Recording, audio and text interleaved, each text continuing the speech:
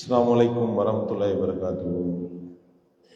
அன்புக்குரிய சகோதரர்களே, அல்லாஹ் நமக்கு விதியாக்கி இருக்கக்கூடிய இந்த சுபுஹ் தொழுகையை நிறைவேற்றிவிட்டு நாம் எல்லாம் இங்கே ஒன்று கூடியிருக்கின்றோம்.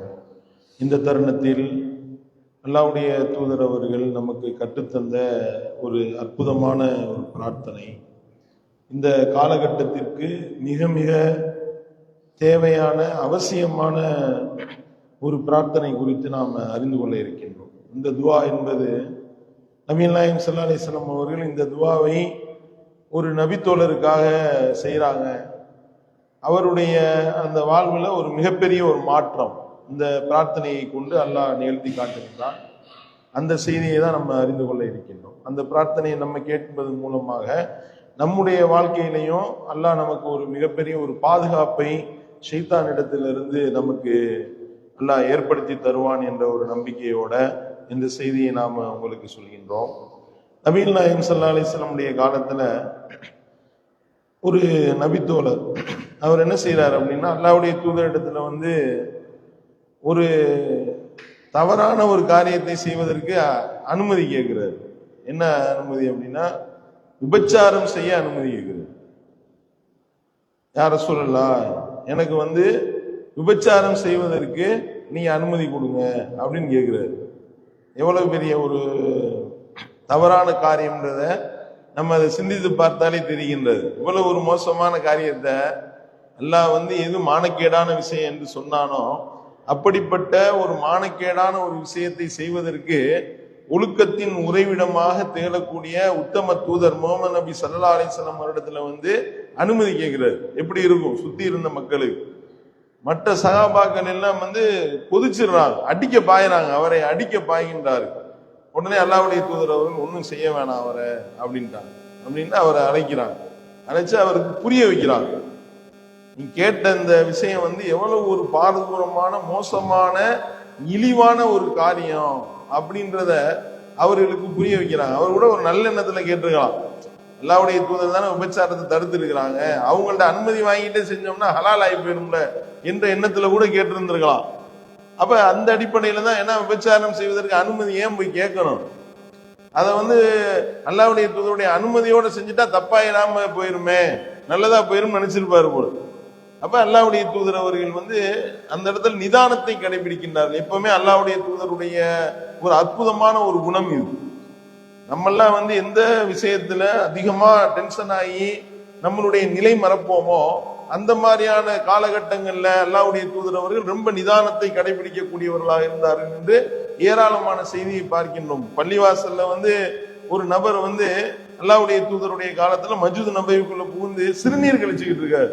சகாபாக்களுக்கு கடுமையான ஆத்திரம், அடிக்க போறாங்க, வேணாம் விடுங்க, அவர் சிறுநீர் கழிச்சு முடிக்கட்டும், அதுக்கப்புறம் என்ன செய்வோம் அவருக்கு புரிய வைப்போம். அதுக்கப்புறம் அவரை கூப்பிட்டு, இது நாங்க தொழுகிற இடம், இறைவனை வணங்கக்கூடிய ஒரு இடம், இந்த மாதிரியான ஒரு இடத்துல இப்படிப்பட்ட வேலையை செஞ்சிடாதீங்க, செய்யாதீங்கன்னு சொல்லி அல்லாஹ்வுடைய தூதர் அவர்கள் தண்ணீரை ஊற்றி கழுவிட சொன்னாங்கன்னு செய்தியை பார்க்கணும். அந்த மாதிரி இந்த இடத்துல ஒரு நிதானத்தை அல்லாஹ்வுடைய தூதர் அவர்கள் கடைபிடிக்கின்றார்கள். வாங்க நம்ம கூப்பிட்டு அல்லாஹ்வுடைய தூதர் அவர்கள் சில கேள்விகளை கேட்கின்றார்கள். கேள்வியை கேட்டால் நமக்கே ஆடிடும். அந்த மாதிரியான கேள்வி, விபச்சாரம் செய்ய அனுமதி தானே வேணும், சரி நீ உன்னுடைய தாயோடு விபச்சாரம் செய்வதை விரும்புவியா? ஆள் தூக்கி வாரி போட்டு சார், அத சொல்லலாம், என்ன சொல்றீங்க? தாயோடைய நானும் விரும்ப மாட்டேன், மக்கள்ல யாரும் விரும்ப மாட்டாங்க. சரி, உன்னுடைய சகோதரியோடு விபச்சாரம் செய்ய நீ விரும்புவியா? அத சொல்லலாம், நானும் விரும்ப மாட்டேன், மனிதர்கள்ல எவனும் விரும்ப மாட்டான். உன்னுடைய மாமியோட, உன்னுடைய சின்னம்மா, அப்படியே ஒரு பட்டியல் போடுறாங்க. அப்பதான் அவருக்கு விளங்குது, ஆஹா தவறான ஒரு விஷயத்தை நம்ம கேட்டுட்டோமே அப்படின்னு சொல்லி அவர் அந்த தவறை உணர்கின்றார். அல்லாஹ்வுடைய தூதர் அவர்கள் இந்த மாதிரிதான், நீ உனக்கு யாரை அல்லாஹ் ஹலாலாக ஆக்கி இருக்கின்றானோ அவர்களிடத்துலதான் நம்ம இல்லற வாழ்வுல ஈடுபடணுமே ஒழிய, அந்த உடல் உறவுல ஈடுபடணுமே ஒழிய, அது அல்லாத மற்ற விஷயங்கள் அது பாவம். வல்லதீனஹும் லிஃபுரூஜிஹிம் ஹாஃபிலூன் இல்லா அலா அஸ்வாஜிஹிம் அவ் மா மலக்கத் ஐமானுஹும் ஃபஇன்னஹும் கைரு மலூமீன் ஃபமன் இப்தகா வரா ذلك ஃபஉலாயிக ஹுமுல் ஆதூன். அல்லாஹ் குர்ஆன்ல தெளிவாக சொல்லி காட்டுகிறார். அவர்கள் தங்களுடைய அந்த மறை உறுப்பை பேணி பாதுகாத்துக் கொள்வார்கள். உண்மையான இறை நம்பிக்கையாளர்கள், மறுமையில வெற்றி பெறக்கூடிய அந்த உண்மையான இறை நம்பிக்கையாளர்கள் ஃபிர்தௌஸ் என்ற அந்த சுவனத்திற்கு சொந்தக்காரர்களாக இருக்கக்கூடிய அந்த இறை நம்பிக்கையாளர்களுடைய பண்பு எப்படி இருக்கு தெரியுமா?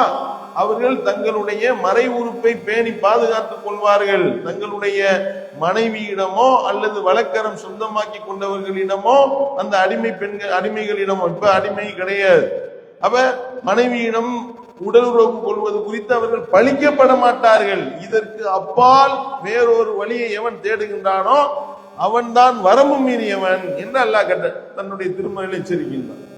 அப்ப இந்த ஒரு அடிப்படையை ரசூல் ஸல்லல்லாஹு அலைஹி வஸல்லம் அவர்களுக்கு புரிய வச்சு, இது தப்பு அப்படின்றத புரிய வச்சுட்டு அல்லாஹ்வுடைய தூதர் அவர்கள் அந்த நபித்தோழருக்காக ஒரு துஆ செய்றாங்க. அந்த இடத்துல அகமதுல வரக்கூடிய ஆதாரப்பூர்வமான செய்தியை பார்க்கின்றோம்.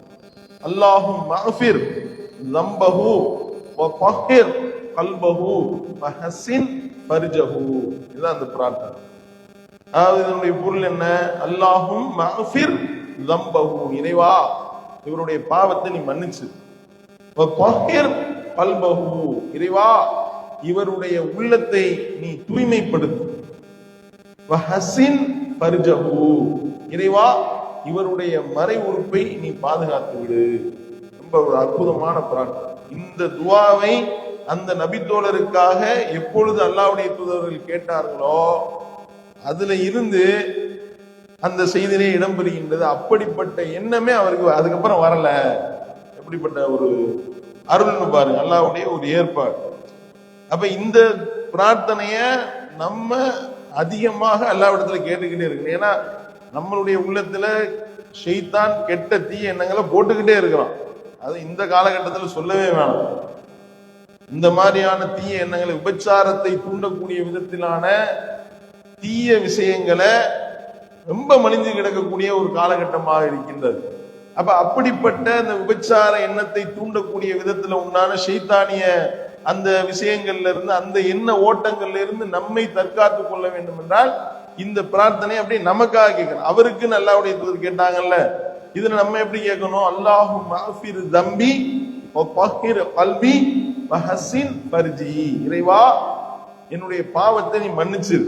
வ தஹிர் கல்பி, என்னுடைய உள்ளத்தை நீ தூய்மைப்படுத்து.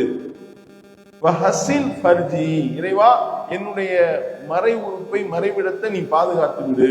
அல்லாஹும் மஃபிர் ஸம்பி வ தஹிர் கல்பி வ ஹஸின் ஃபர்ஜி, இறைவா என்னுடைய பாவத்தை மன்னிச்சிரு, என்னுடைய அந்த உள்ளத்தை தூய்மைப்படுத்து, என்னுடைய மறைவிடத்தை பாதுகாத்துது. இந்த ஒரு பிரார்த்தனையை நம்ம கேட்டோம் அப்படின்னா அல்லாஹ்வுடைய அருளால அந்த விபச்சாரத்தை தூண்டக்கூடிய அந்த மாதிரியான எண்ண ஓட்டங்களை ஷைத்தான் நம்முடைய உள்ளத்தில் போடுவதை விட்டு அல்லாஹ் நம்மளை காப்பாற்றும். அல்லாஹ்விடத்துல தான் நம்ம கையேந்தணும். ஏன்னா இந்த காலகட்டம் என்பது அப்படிப்பட்ட காலகட்டமா இருக்குது. செல்போனை திறந்தா விபச்சார கடைகள் விரிக்கப்பட்டு இருக்கின்றது. அவ்வளவு மோசமான காட்சிகள். அல்லாஹ்வுடைய பயம் இருந்தாலே ஒளி அவன் தப்ப முடியாது, நல்லா விளங்கியிருக்கு. அதுக்கு என்ன செய்ய வேண்டும்? அந்த இறையச்சத்தை நம்முடைய உள்ளத்தில் அல்லாஹ் போடுவதற்கு, ஏற்படுத்துவதற்கு அல்லாஹ்விடத்திலே நம்ம கேட்கணும். ஆத்தி நஃப்சி தக்வாஹா, இறைவா என்னுடைய நஃப்ஸுக்கு, என்னுடைய உள்ளத்துக்கு இறையச்சத்தை கொடு. ஏன்னா அந்த விபச்சாரம் என்பது அவ்வளவு ஒரு மோசமான விஷயமாக, ஒரு கேடுகட்ட விஷயமாக, கெட்ட வழியாக இருக்கின்றது என்று அல்லாஹ் சொல்லி காட்டுகின்றான். வலா தக்ரபு ஸினா இன்னஹு கான ஃபாஹிஷத்தன் வ ஸாஅ ஸபீலா, விபச்சாரத்தின் அருகில் கூட நெருங்கி விடாதீர்கள் அல்லாஹ் சொல்லி காட்டுகின்றான். அது மிக கேடுகட்ட கெட்ட வழியாகவும் மானக்கேடான விஷயமாகவும் அது இருக்கின்றது என்ன அல்லாஹ் சொல்லி காட்டுகின்றானே. அதாவது மற்ற விஷயங்கள் எல்லாம் நீ செய்யாதன்னு சொல்றான் அல்லாஹ். லா தஜ்அல் மஅல்லாஹி இலாஹன் ஆகர், அல்லாஹ்வோட வேற யாரையும் நீ கடவுளா கூப்பிட்டுறாத. அதே மாதிரி வலா தக்துலு அன்ஃபுஸக்கும், உங்களை நீங்களே கொலை செய்து கொள்ளாதீர்கள். இப்படி ஒவ்வொரு கட்டளையா அல்லாஹ் நீ செய்யாதன்றான். விபச்சாரத்துக்கு மட்டும் அல்லாஹ் என்ன சொல்றான் தெரியுமா? வலா தக்ரபு ஸினா, ஜினாவின் பக்கம் நெருங்கிறாத அப்படின்றாங்க. அத பக்கமே போயிடாத.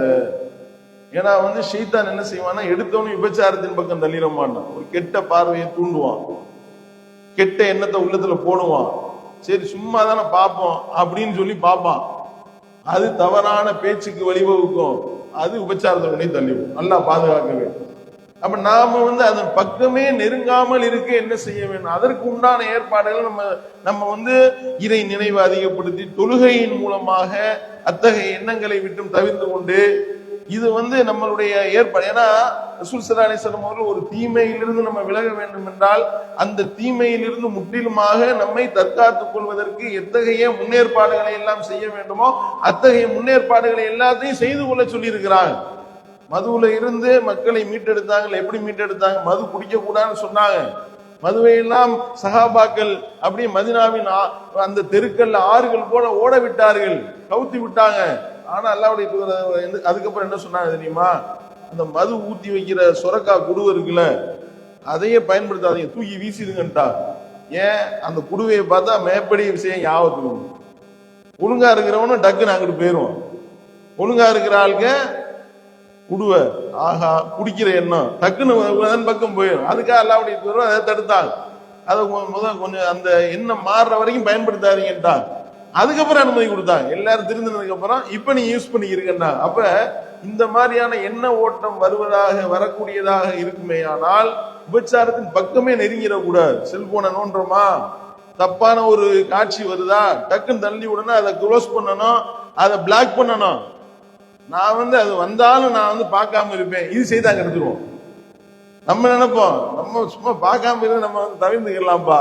அது உள்ள வந்தாலே செய்தா நம்மளை இழுக்கிறான்னு அர்த்தம். அப்ப அதன் பக்கமே நெருங்கக்கூடாது. அந்த மாதிரியான வரக்கூடியவைகளை பிளாக் பண்ணி விடுங்க. அதை அதுக்கடுத்து இந்த மாதிரியான விஷயங்களை எனக்கு காட்டாதுன்னு சொல்லி அதுலயே செட்டிங் இருக்கு. உள்ள போய் அந்த செட்டிங்கை பண்ணி விடுங்க, அதை க்ளோஸ் பண்ணி விடுங்க. அப்பதான் வலா தக்ரபு ஸினா, விபச்சாரத்தின் பக்கமே நெருங்காதீங்கன்னு அல்லாஹ் சொன்னானே, அந்த கட்டளைய நாம சரிவர நடைமுறைப்படுத்துவதாகவும் ஆகும். அப்ப இது போன்ற இந்த காட்சிகள், தவறான பார்வை தான் விபச்சாரத்தின் பக்கம் தூண்டக்கூடிய ஒரு முழு காரணியா இருக்கின்றது என்பதை நம்ம கவனத்துல வச்சு இது போன்ற காட்சிகளை பார்ப்பதை நம்ம அல்லாஹ்க்கு பயந்து இறைவனை அஞ்சி அல்லாஹ்வுடைய அச்சம் இருந்தா மட்டும் தான் தப்பிக்க முடியும். இல்லைன்னு வைங்களேன், என்ன போலீஸையா போட்டு தடுக்க முடியும்? தவறான காட்சியெல்லாம் பாக்குறானா இல்லையான்னு 2 போலீஸ போடுங்கப்பா அப்படின்னு போட்டா அந்த 2 போலீஸ் சேர்த்து பார்ப்பாரு. அதுதான் நடக்க போகுது. திருந்தக்கூடியவர்களா இருக்கும். அப்ப இறைவன் நம்மை பார்த்து கொண்டிருக்கின்றான் என்ற அந்த பய உணர்வு தான் இந்த மாதிரியான எண்ணங்கள் இருந்து நம்மளை பாதுகாக்கும். அதற்கு இந்த துவா ரொம்ப அடிப்படையா இருக்கு. அல்லாஹும்ம அஃபிர் ஸம்பி வ தஹிர் கல்பி வ ஹஸின் ஃபர்ஜி. இறைவா, என்னுடைய பாவத்தை மன்னிச்சு, என்னுடைய உள்ளத்தை தூய்மைப்படுத்து, என்னுடைய மறைவிடத்தை நீ பாதுகாத்து இறைவா, தவறான வழியை விட்டோம் பாதுகாத்து என்னை ஒழுக்க சீலனை ஆக்கு அப்படின்னு நம்ம கேட்கக்கூடிய பிரார்த்தனை என்பது காலத்தின் கட்டாயமா இருக்கு. இந்த காலகட்டத்தில் அதிகமாக நம்ம கேட்க வேண்டிய பிரார்த்தனைகள்ல முக்கியமான ஒரு பிரார்த்தனையாக இதை அமைத்துக் கொள்வோம். அந்த நபித்தோழரை எப்படி தவறான எண்ணங்களை விட்டும் வல்ல ரஹ்மான் பாதுகாத்தானோ அதை போல நம்மையும் வல்ல ரஹ்மான் பாதுகாப்பான் என்பதை சொல்லி நிறைவு செய்கின்றேன். வாய்ந்தவான் அல்ஹம்துலில்லாஹி ரப்பில் ஆலமீன். அஸ்ஸலாமு அலைக்கும் வரஹ்மத்துல்லாஹி வபரகாத்துஹு.